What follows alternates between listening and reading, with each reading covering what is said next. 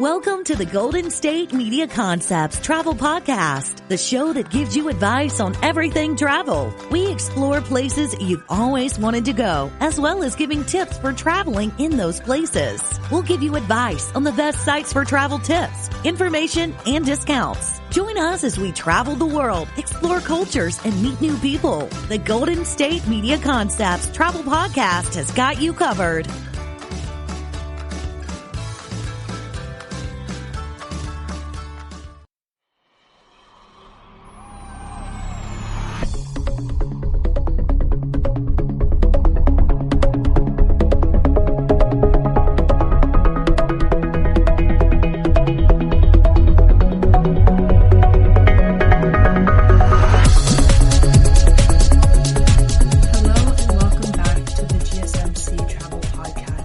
Brought to you by the GSMC Podcast Network.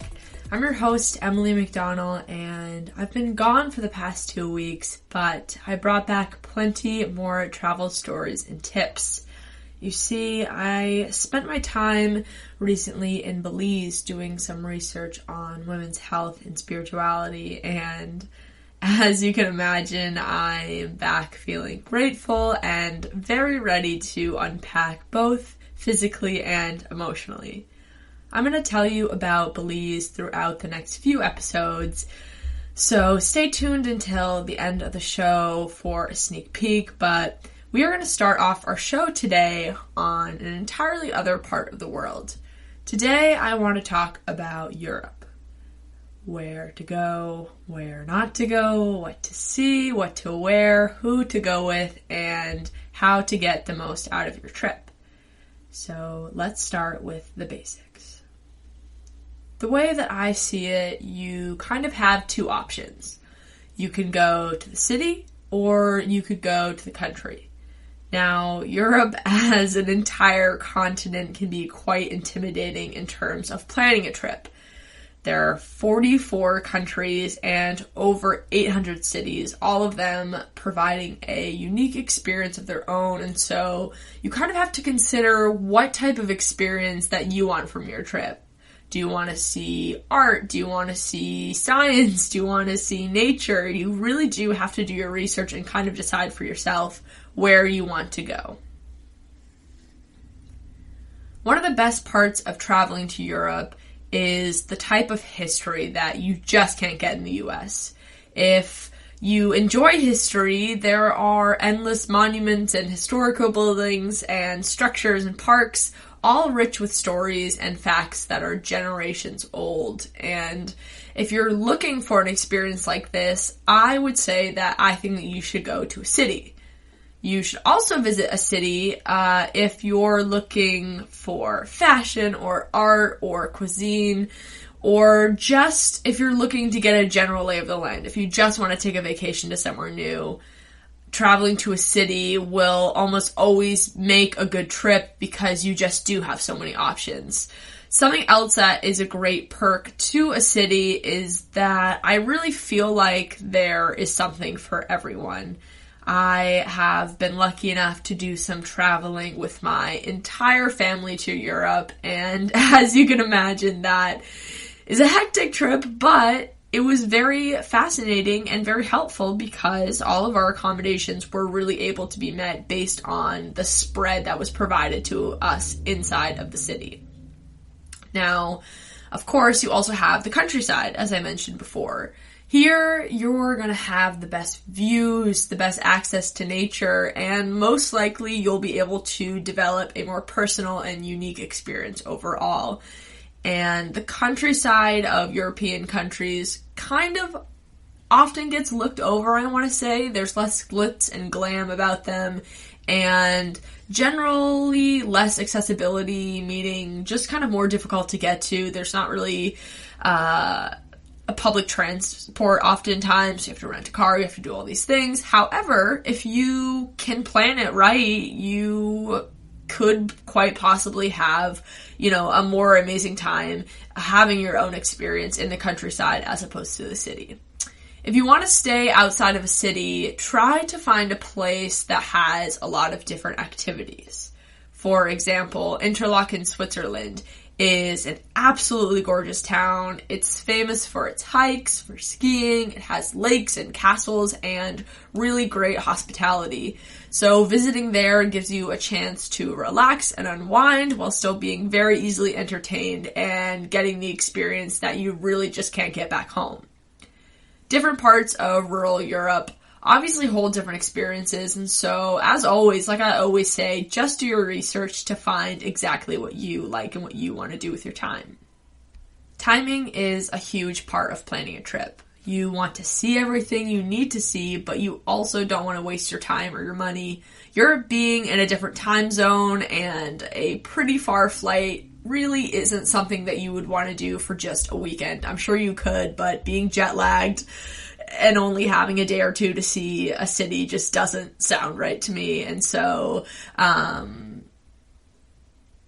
you want to make sure you're staying there long enough, but kind of on the other end of that, it is expensive and can be really overwhelming if you're staying for more than a week or two. And so for this episode, I want to base most of what I'm saying off of traveling to Europe for just 1 week. And I think that this is going to be a really great way to kind of encapsulate and accurately be able to plan a trip. And a 1 week trip is something really easy to plan, and it's something very manageable. And so when we come back from the break, I'm going to tell you about some of the cities in Europe that I think would be great specifically for a week-long trip.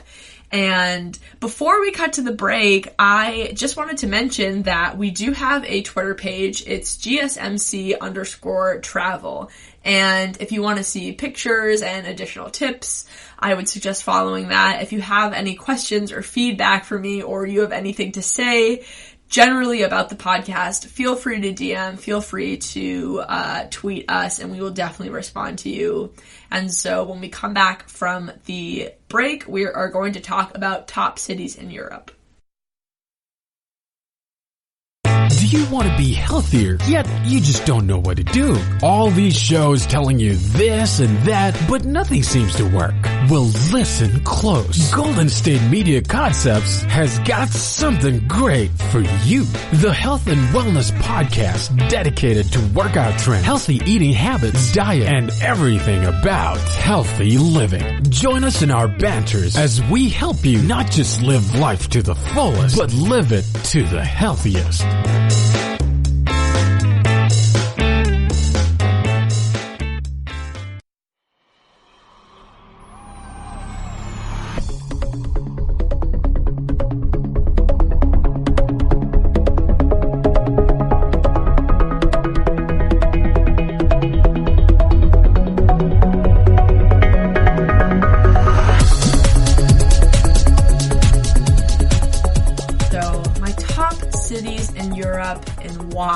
Is quite a difficult list to make because, like I said, there are 800 cities to choose from. I really can only do this list based on my personal opinions and the opinions that I've formed from some of the research that I've done and some of the opinions of my friends and family that I've asked.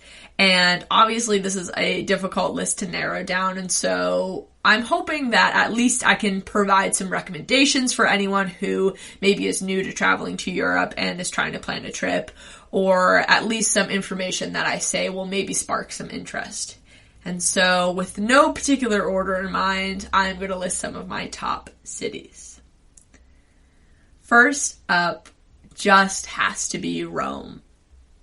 All of Italy is so amazing to me, and honestly, I really think if you wanted to, you could make a week-long trip just traveling through Italian cities. In fact, I recommend it. I've done it before, and it makes for a really amazing and different trip. But I am choosing Rome because I truly have never had a city blow me away as much as Rome does.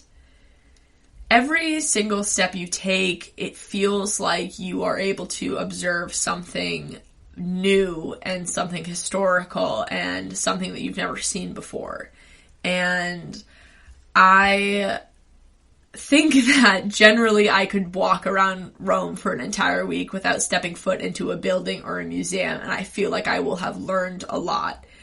Another amazing part of the city is the juxtaposition that it has of kind of this new and this old. I was talking to a friend recently, and they explained to me that at any time that a new building is going to be made, they automatically have to plan time for an archaeologist to come in because of how often pieces of history come up when they are building and digging new things. And I just think that that is a real mark to show how rich this city is with history. And there's so much that has not even been solved yet. And I think that that is motivation to go and check out Rome. And if you need a few notable places to go to in Rome, there is, of course, the Colosseum, there's the Vatican, there's St. Peter's Basilica, the Trevi Fountain. And one of my favorite things that I saw when I was in Rome was all of the art that's there and all of the historic art, including the statue of David, which is a 500-year-old massive sculpture of a naked man that was created by Michelangelo. And it is quite an obscure piece of art, but also very beautiful and very famous. And so that is why Rome has to be on my list of places that you should go if you have 1 week to spend in Europe. I, of course, cannot make this list without mentioning Paris. It's one of the most visited cities in the world, and it makes sense because of its breathtaking views. If you're gonna go to Paris, you do have to be prepared to learn a little bit of French because, unlike a lot of other cities in Europe, the French don't speak much English, and this means that you definitely have to do your research. But Paris just has this particular charm that you really can't get in a lot of other places. I'm planning a trip to Paris myself in March, and because I planned very far ahead, I was able to buy my tickets for $350 round trip. My Airbnb is about $20, and I am staying very close to the Eiffel Tower, and so I think that if you plan it right, Paris can actually be affordable, and it's very doable to make a trip to. And speaking of affordable options, or maybe lack thereof, another city that I have on my list is London. I'm calling London the tourist-friendly city. I think that if you've never been outside of the country and you're looking for more of a streamlined trip, something that is going to be not that stressful, easy to navigate around, I think that London would be a great option for you. However, London is very pricey. I cannot seem to go to London and spend a reasonable amount of money just based on food and transport and so on and so forth. But it is really a wonderful place to visit. It's also a really fun place to visit. So there's lots of bars and clubs and just a lot of general nightlife. And so if that's something you're interested in, I think London is a great place for you. Another city that I have fallen in love with in Europe is Amsterdam. And to me, I think that Amsterdam has maybe the most personality of any city that I've been to. It is filled with art and it is filled with history, but to me that is the attraction to it. It's filled with so much art. Walking around the city is just very lovely to do. There's beautiful streams that flow throughout the city. There's a lot of different areas of Amsterdam as well. There's a famous red light district. There's great museums. There's a lot of freedom in Amsterdam. And so if that's something that you're interested in, I think it's a great place to go to as a young person, to kind of explore more of yourself and explore more of a different city. And it really doesn't remind me of any place too, which is interesting. I think a lot of these cities in Europe do have similarities, and Amsterdam to me is a standout. Another standout city to me is Copenhagen, and I think that's another reason why I would recommend this city. Copenhagen is what every city should look like, in my opinion. It's clean, it's modern, it's supposed to be the happiest city on earth. It kind of looks like what I think all cities will look like in like 50 years. There's bikes literally everywhere. There's these transport systems that will take you anywhere you need to go. There's great architecture, as I've said. It really is a unique and quite interesting place to go to, and somewhere that I was pretty unfamiliar with before visiting. And so I would say if you are interested in architecture, if you're interested in clean cities, green cities, this would be a place I would recommend for you. Now, some others that I'm going to name are Dublin, Vienna, Prague, Milan, Barcelona, any place in Germany, really. There really are so many more that you can travel to and that are great to travel to. And if you had a favorite that I didn't name, or you want to hear any more on any of these cities, please feel free to tweet me or DM me at GSMC_travel on Twitter. I would love to hear from you. And with that, we are going to take a commercial break. But when we come back, I'm going to share with you some hacks on how to travel on a budget in Europe. Tired of searching the vast jungle of podcasts? Now listen close and hear this out. There's a podcast network that covers just about everything that you've been searching. Hey! The Golden State Media Concepts Podcast Network is here. Nothing less than a podcast bliss with endless hours of podcast coverage. From news, sports, music, fashion, cooking, entertainment, fantasy, football, and so much more. So stop lurking around and go straight out to the Golden State Media Concepts Podcast Network. Guaranteed to fill that podcast itch. Whatever it may be. Visit us at www.gsmcpodcast.com. Follow us on Facebook and Twitter, and download us on iTunes, SoundCloud, and Google Play.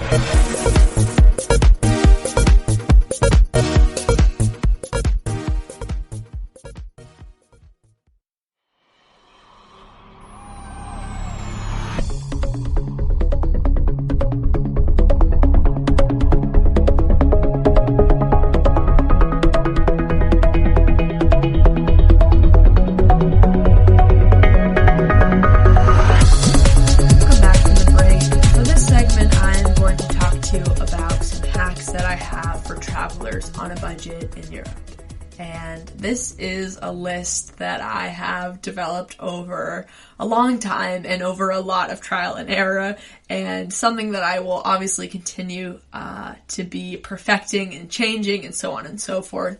But I have 10 hacks that work really well for me right now when I am traveling, and so I am going to share those with you. Without further ado, let's get to number 1. My first travel hack is do not be afraid to use supermarkets. This is going to help you tremendously. You can pick up cheese and bread for under like $6 and you could take it to the park with you to eat. You can take it on the go with you anywhere you travel to.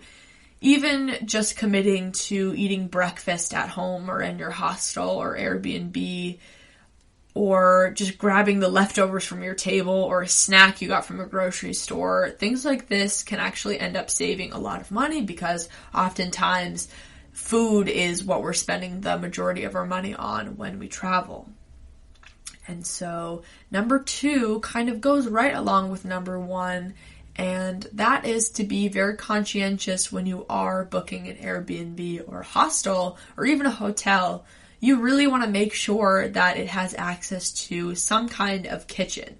This is going to give you a lot more opportunities.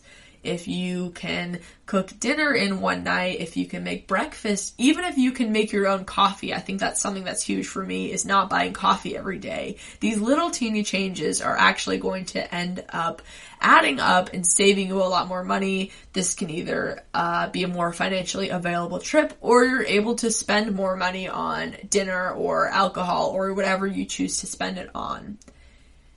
And so my third hack is, if you are going to more than one country, so if you're traveling cross-continent, I think that buying a Eurail pass is a really economic and efficient way to travel. So the Eurail is a high-speed train that essentially takes you all over Europe.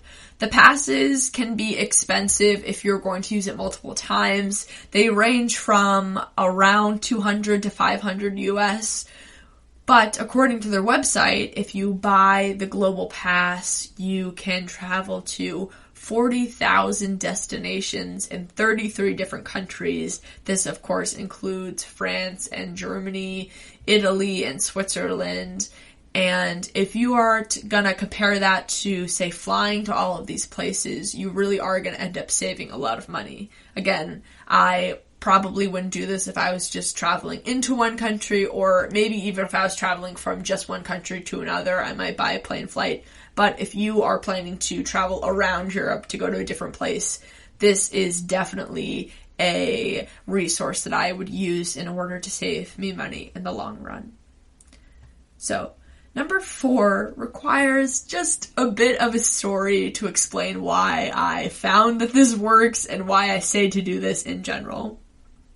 So, when I was 17, I traveled to London with a few of my friends. This was the first time I was outside of the country without my parents, and it was so exciting at the time, but we were on a tight budget, like a very tight budget.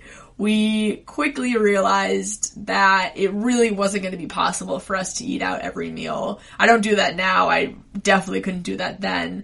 And we pretty much decided that what we would do was allocate our money just to dinner. And this kind of left us all on our own for breakfast and lunch. And what we began to do was, when we were at these very fancy dinner restaurants that we were going to, they would always bring us bread to the table. And we just started to take the loaves of bread, wrap them up, and stick them in our purses. And we would just ask for more and more bread. And this is kind of ridiculous, but we ended up just for the whole entire week eating so much bread, but it was all free, and so it worked well for us. And while this is certainly not the healthiest option and something that I would probably never do now, it really did work for us at the time. And so I think my number 4 way to save money really is just to make sure you grab any leftovers on your table. Grab that extra bread if you can. A lot of times there's like jams and peanut butter. I am a bit of a scavenger in that regard, but it really does end up saving me a lot of money, and it certainly saved me a lot of money when I was 17. So, number 5 is, if you are a student, make sure you bring your student ID. For some reason, in the US, it really is not common to do this, but in many cities in Europe, there are student discounts for almost everything. This includes shopping stores and museums and monuments and sometimes train rides and plane rides. It really is a great bonus to being a student. And so, A, make sure you bring your student discount, and B, make sure you're looking online to see which places accept student discounts and which don't. So, my number 6 rule is plan your trip and book far in advance.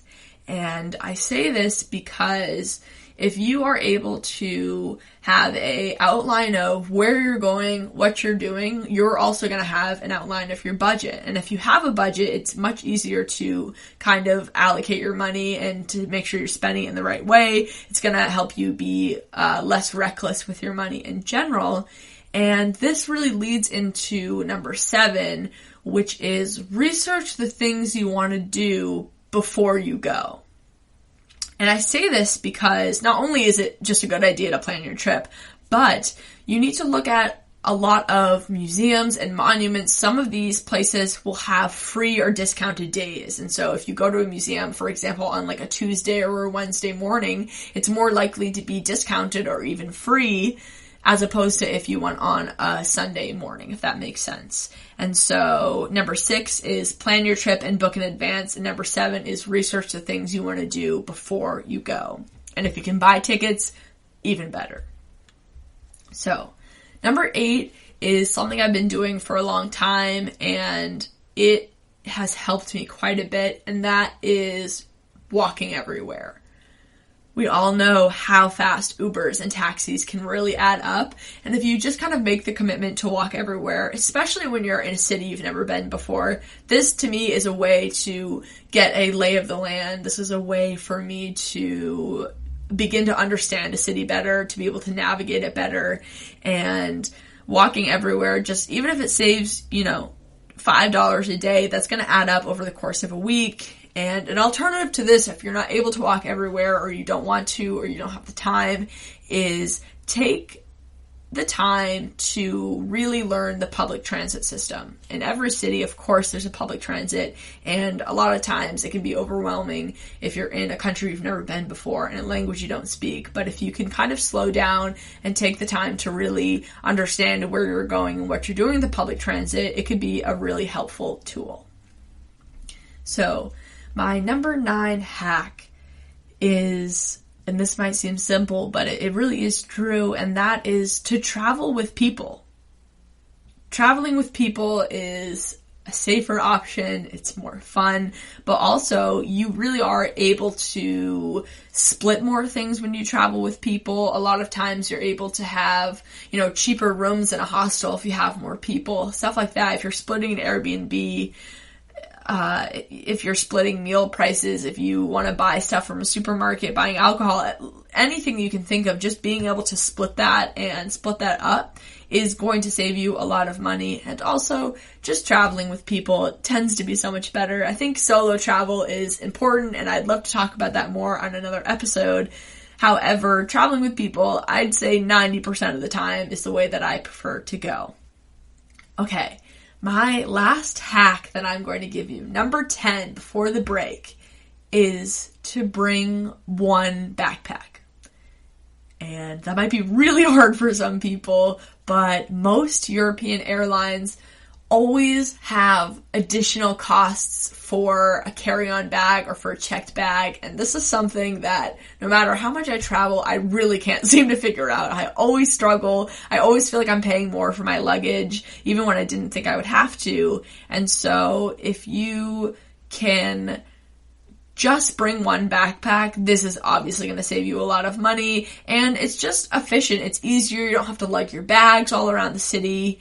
And if you want to know more about how to possibly survive a week just with a backpack, listen in after the break, and I'm going to tell you exactly how to pack for 1 week on a trip to Europe.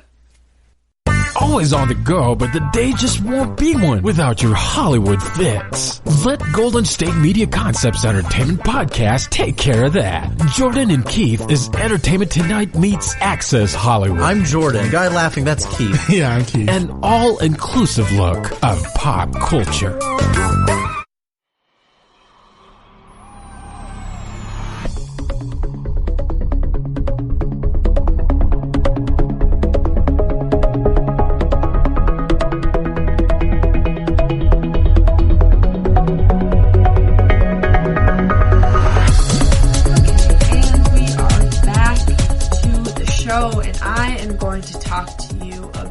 What to pack for a 1 week trip in Europe.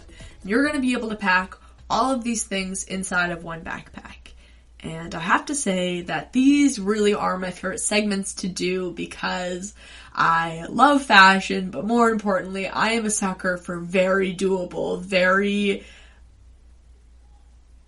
easy to wear fashion. And it's something that I have focused on a lot in my travel because it's so important to me to be comfortable when I travel. It's also important to me to look a certain way when I travel. And I think that the way that we present ourselves is important, especially in Europe and European cities in general, because fashion just is more prominent there, especially for men.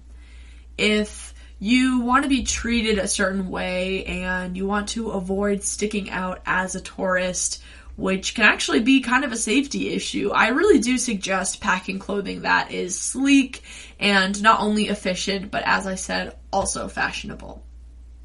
If you want to see how I pack my bag, you can check that out on Twitter as well, and I will show you exactly how to pack it in, and so on and so forth. And with that being said, let's begin. So, this can be one of the hardest parts, but you get one pair of shoes. And they better be the most walkable, durable, comfortable shoes that you own because you will be walking. As I mentioned earlier in the episode, that trip to London that I took on a budget, I literally walked 10 miles every single day, and sometimes more, and you don't think that that's possible, but you really could too if you're traveling. It just happens. And so if you bring shoes that are uncomfortable. I promise you won't regret it. Find a pair of shoes that you love. I like to wear a white pair of tennis sneakers, or depending on the trip, my favorite pair of flat leather boots. If you are traveling in the warmer months, maybe you could get away with a second pair of shoes like sandals or flip-flops or flats. But ultimately, you kind of just have to decide what you want to make room for. And so I usually say stick to just the one pair of shoes. Also, you're going to wear them on the plane, and so that's taking all of the room out of your bag. Next, I'm going to walk you through some basic, safe options for clothing. Obviously, this is subject to change based on your own opinions and comfortabilities, but also on weather. And so if you're going when it is super cold outside, you really, really want to be warm. I guarantee that you are not going to want to be underdressed or underprepared when you are walking around a city when it's 10 degrees out. And so I will say, if you're going when it's really cold outside, please wear a big jacket, wear gloves, wear anything you need to, wear it on the plane, which will really help you. And the same thing goes if you're traveling in the middle of the summer. It's just going to be different. You want to be able to pack to be comfortable. But otherwise, I suggest that for all medium weather, you bring a nice peacoat. Peacoats or similar jackets are a great way to elevate an outfit. In fact, lucky for us, you can even pair like sweatpants with peacoats right now. I've actually seen that a lot in fashion, and that's really great because a lot of times I'll throw on a pair of joggers when I am traveling. And so I would get one if you could with a little bit of room in the sleeves, and this is going to allow you to be able to layer as needed. Now, for pants, I suggest one pair of non-ripped dark wash or black jeans. These obviously go with everything, and something that I am always considering when packing is my rewear rate, meaning I can wear and rewear jeans a lot without having to wash them, and this obviously comes in handy when you're traveling. I want to be able to wear something day in, day in. And so dark wash jeans or black jeans are going to be really handy with this. I would also suggest as your second pair of pants to get a pair of slacks. This obviously goes for men and women. I prefer more of a loud print, like a checker or a flower, but that's just my own personal opinion. You can always go neutral. In fact, when in doubt, I say pack all black. You'll notice that that's a trend in a lot of European cities, that a lot of people will wear all black, and this is a way that you can mix and match anything you're wearing, and you're never going to clash. And those are the bottoms that you are going to wear a lot, and so make sure for both your dark wash or black jeans and then your pair of trousers or slacks that they fit great and that you really love them, because you're pretty much going to wear them every day. Next, in terms of tops, is a hack that I randomly fell upon and now wish I had a million of these, and that is a non-wrinkle shirt. Because when I pack, and you'll see it if you see any pictures on Twitter or anything, I roll all of my items, and the non-wrinkle collared shirt is really easy when you're packing and really easy when you're traveling. You can dress them up, you can dress them down, you can wear them with a skirt, a dress, anything. You can put them underneath things, you can put them over things. They're really handy. And so I would definitely pack at least one non-wrinkle shirt. White is always great because it goes with anything. I have a striped one. It's personal preference, of course. Next, I would pack 2 or 3 very basic polos or t-shirts. It can have a logo on it or a graphic if you want, but these will just go with anything that you wear. You don't have to think too much of them. They're really comfortable. You can wear them alone. You can wear them underneath another layer. And this is something, I am someone who likes to express myself very much, and so oftentimes I'll bring, my favorite band t-shirt that looks a little elevated with the black jeans or with trousers. And this is something that can make you feel really comfortable and really normal, which can be important when you're traveling. Next, I would say to pack a neutral sweater. This is great for cold museums, for layering, and for an overall sophisticated look. Try to find one that isn't too bulky when you pack it. And alternatively, if you don't want to wear a sweater, I do have an obsession with suit jackets. These do very similar things. They keep me warm, but I also think that they look really cool, and it's so easy to elevate an outfit by just putting a jacket over it. And so if you're interested in that, you could swap a sweater out for a jacket. And of course, on a trip, especially if you're going to a city, you are going to need something nice. And so when I am looking for my nice outfit to wear, I'm looking for something that I could wear to brunch, I could wear to dinner, I could wear out if I wanted to a party. And something that I have found that I really love is this North Face brand black dress that is made out of athletic material like many North Face items are, and it even has a zipper pocket where you can put your keys and your money, and I am obsessed with this thing, and I pack it with me on pretty much any trip I go to. Unfortunately, of course, I cannot find it anywhere on the North Face website. It apparently doesn't exist anymore, but I would usually pack something like that. I would stay on the classier side, something, again, that you can wear to multiple different things, dress up, dress down, so on and so forth. Other options, if you don't want to dress, you could pack, a nice sweater, a jacket, a blouse, anything that is going to elevate your look more than anything else that you're packing. And lastly, of course, this is optional, as all of these items are, but I really like to bring accessories with me so that I don't get bored of the clothes that I have. For example, a hat, a belt, a watch, and I really like to wear jewelry. And this kind of helps, spice things up for me. It helps me elevate my outfit. It helps me feel like I'm wearing, 7 different outfits instead of realistically, the same 3 outfits over and over again. Also, something that I have learned to do, and I'm still learning to do, I haven't really gotten the perfect plain outfit. Please let me know if you would like me to talk about this, but wear something smart when you're going on a plane. Wear something that is going to fit, perfectly into the items that you've packed. So I would usually wear, either black leggings or an elevated jogger or sweatpants. And I want to wear something that I know will fit into my style. And this is just going to be another thing that you can wear. Again, wear something really comfortable. I love joggers. I love leggings. These I can wear on the plane there. I can wear on public transport, and I can wear on the way home.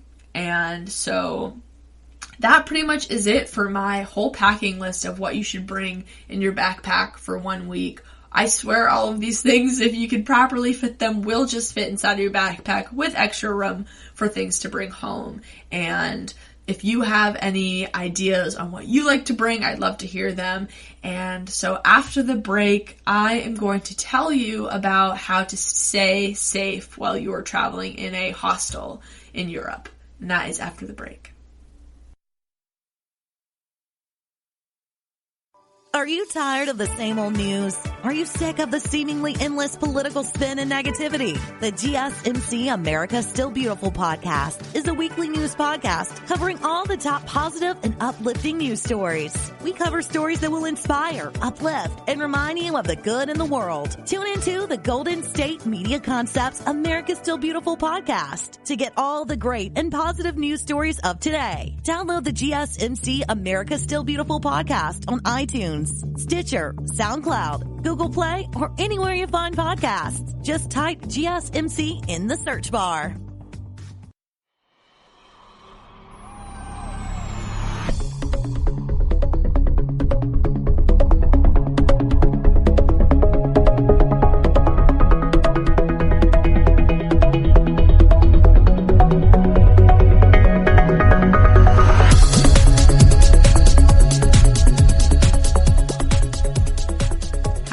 Travel safe in hostels.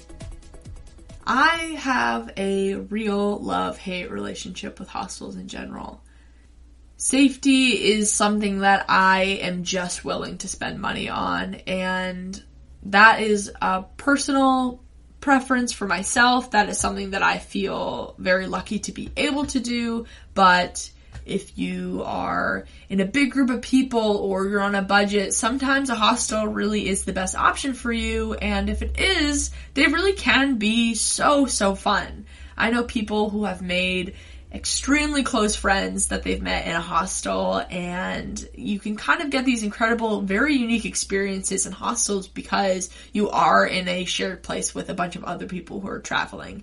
And so I'm going to tell you just some safety tactics that you can feel safe too when you're in a hostel. And just to preface this, I really have had some bad experiences in a hostel, like really bad, and it is just part of being a traveler, and it's something that, you know, sometimes just happens. You always have bad travel experiences, but I've also had some amazing ones in hostels, and so I just want everyone to make sure that they are going to be safe. And so here are some ways that I have tried to stay safe in hostels, and hopefully this is a way that you can stay safe in hostels. So here are some guidelines for you. My first and probably most important step when you're finding a hostel is to look up ratings.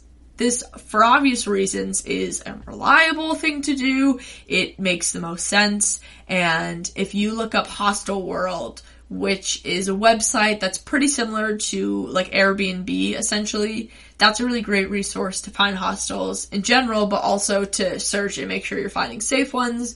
Also, hostels that you're interested in, hostels near certain places that you want to go. Again, you can check to see if they have kitchens, you can check to see if they have private rooms, so on and so forth. And so make sure that you are looking up ratings for hostels. I have to say this next one is more for women, but I would recommend staying in a gendered room. So if you're unfamiliar with the setup of hostels, most of them would have male-only rooms, female-only rooms, and then they also have mixed rooms. And for me, as a woman, I just would feel more comfortable sleeping in a room with all women. Again, that is my own personal opinion. It obviously depends person to person. Of course, this is a personal preference. But I think that that is a way that makes me feel just a little bit more comfortable. And so whenever I can, I'm always looking to find a bed in an all-women's, either an all-women's hostel or an all-women's room in a hostel. And so moving on to the next kind of hack that I have is bring a lock with you to a hostel, or most likely you could buy a lock inside of the hostel.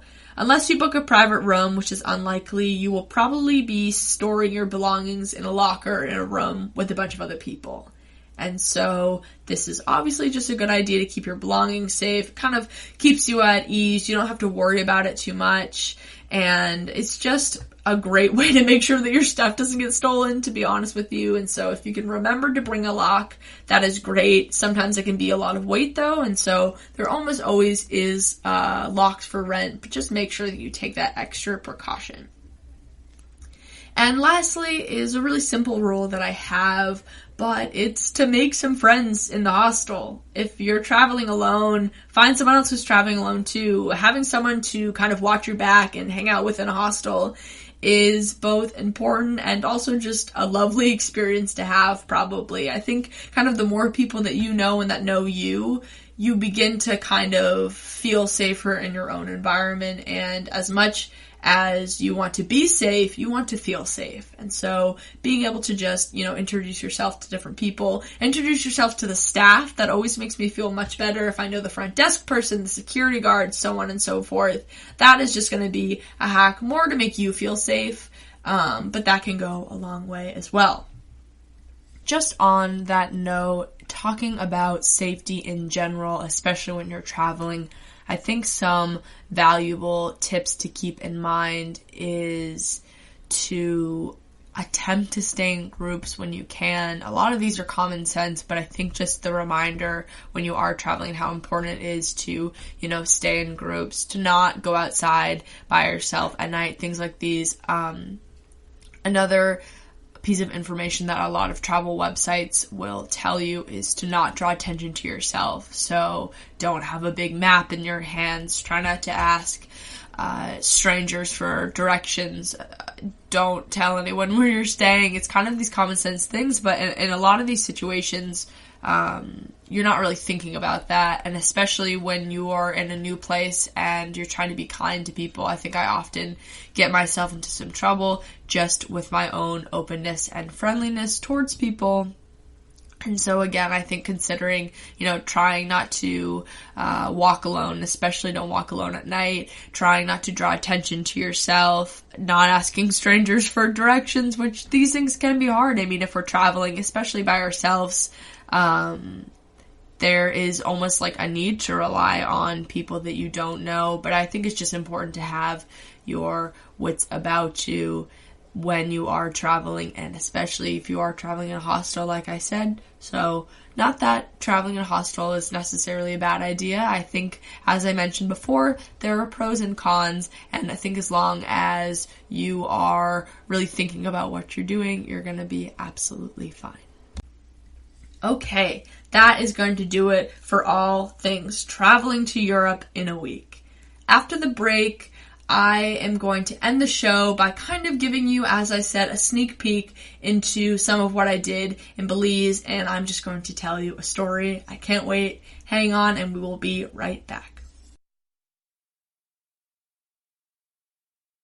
The GSMC Life and Happiness podcast takes you on a journey of exploration. We'll discuss tried and true methods alongside the latest trends of how to best live your life to its fullest and happiest. From psychology to meditation, science to self-help books, the GSMC Life and Happiness podcast will help you to discover what makes you happy and how you can live life being the best you possible. Download the GSMC Life and Happiness podcast on iTunes, Stitcher, SoundCloud, Google Play, or anywhere you find podcasts. Just type GSMC in the search bar.